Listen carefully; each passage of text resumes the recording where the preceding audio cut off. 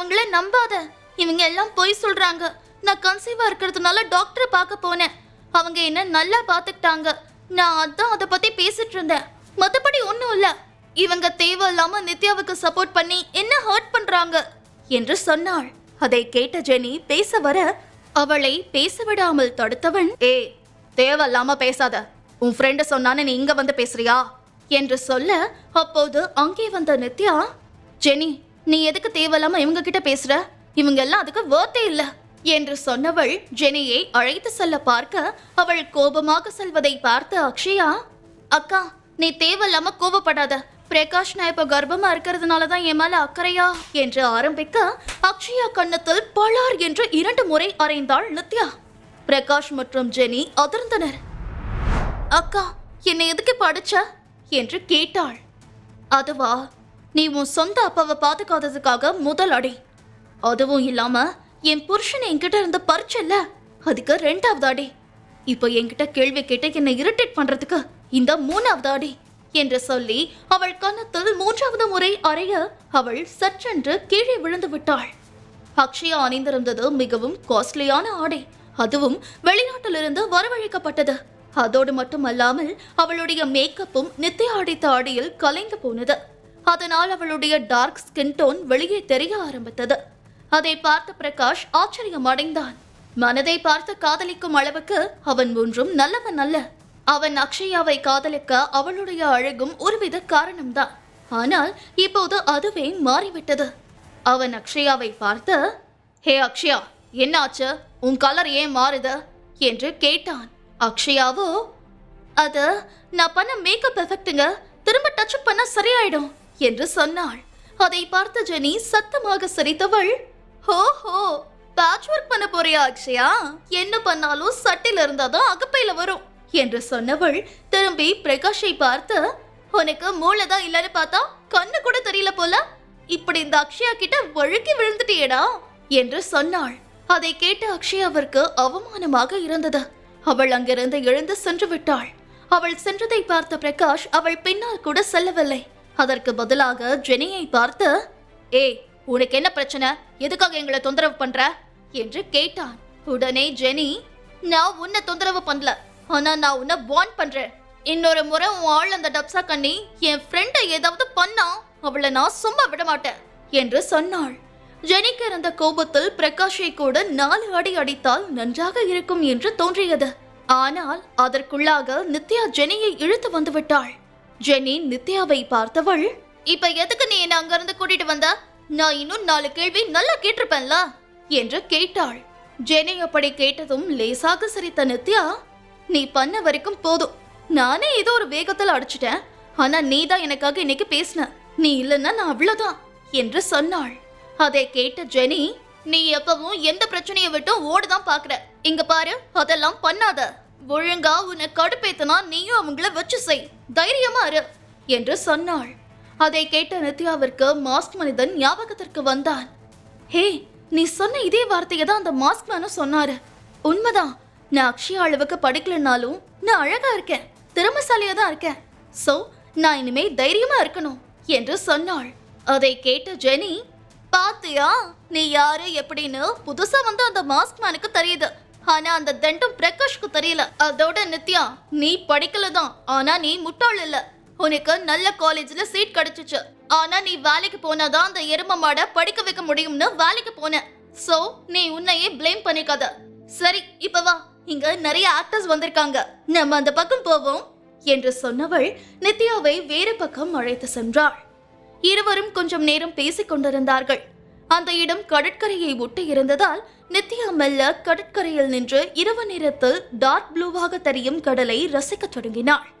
நித்யாவிற்கு கடல் என்றால் மிகவும் பிடிக்கும் தான். ஆனால் அவள் வாழ்க்கையில் பெரும்பாலான நாட்களை அவள் அக்ஷயாவின் படிப்பிற்காகவே செலவு செய்து விட்டதால் அவள் கடல் பக்கம் வரவே இல்லை.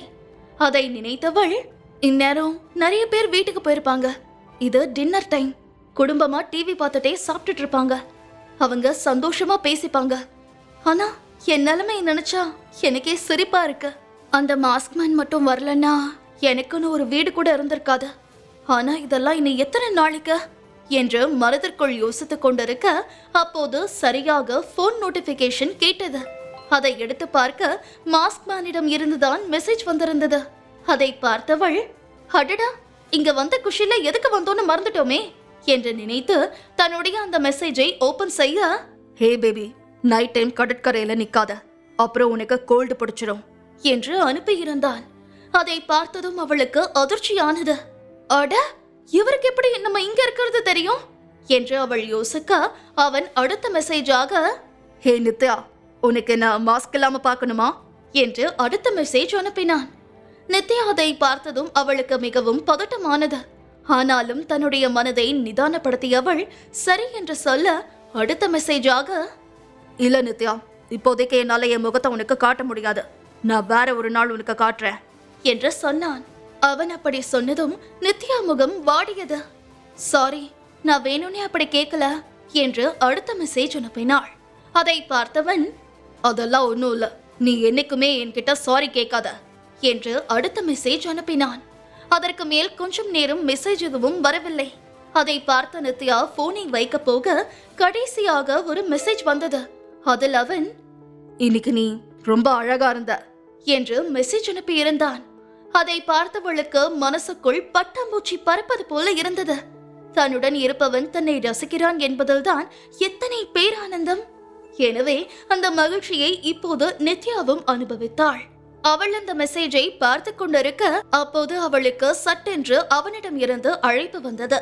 அதை பார்த்து அதிர்ந்தவள் சட்டென்று போனை அட்டன் செய்து, ஹலோ என்று சொன்னாள். உடனே அந்த பக்கத்தில் இருந்தவன், டார்லிங், நீ இனிமே இந்த மாதிரி ட்ரெஸ் பண்ணாத என்று சொன்னான். அதை கேட்ட நித்யா குழம்பி போனாள்.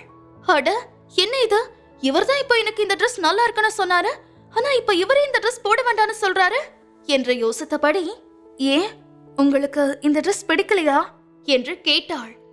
அப்படி இல்ல, எனக்கு இந்த ட்ரெஸ் ரொம்ப பிடிச்சிருக்கு, ஆனா நீ இதுல ரொம்ப அழகா இருக்க, உன்னை மத்தவங்களும் நான் பாக்குற மாதிரி தான் பாப்பாங்க, அதான் எனக்கு பிடிக்கல, உன்னை ரசிக்கிற உரிமை எனக்கு மட்டும்தான் இருக்கு என்று சொன்னான்.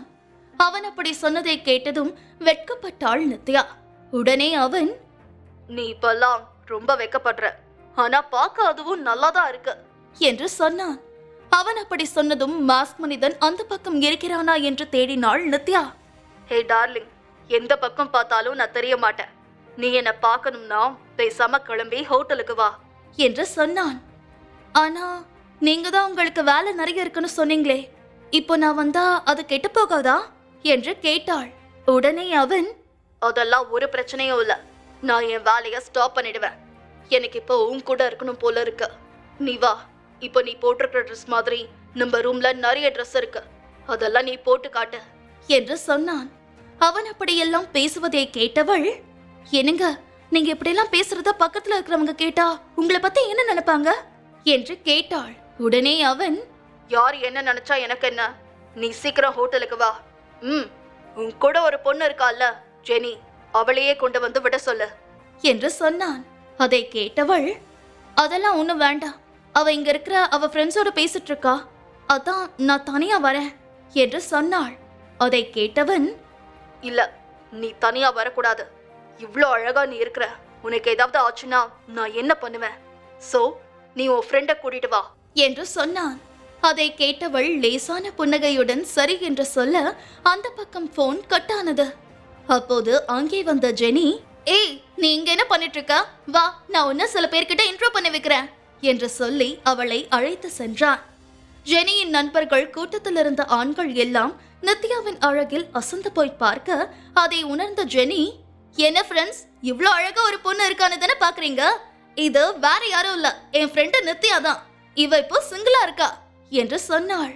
அவள் அப்படி சொன்னதும் அந்த ஆண் நண்பர்கள் எல்லாம் நித்யாவிடம் நான் நீ என்று போட்டி போட்டுக்கொண்டு வழிய ஆரம்பிக்க அதில் சற்று பதட்டமான நித்யா ஜெனியை பார்த்து, ஏ ஜெனி, எனக்கு இப்ப வீட்டுக்கு போகணும் என்று சொன்னாள்.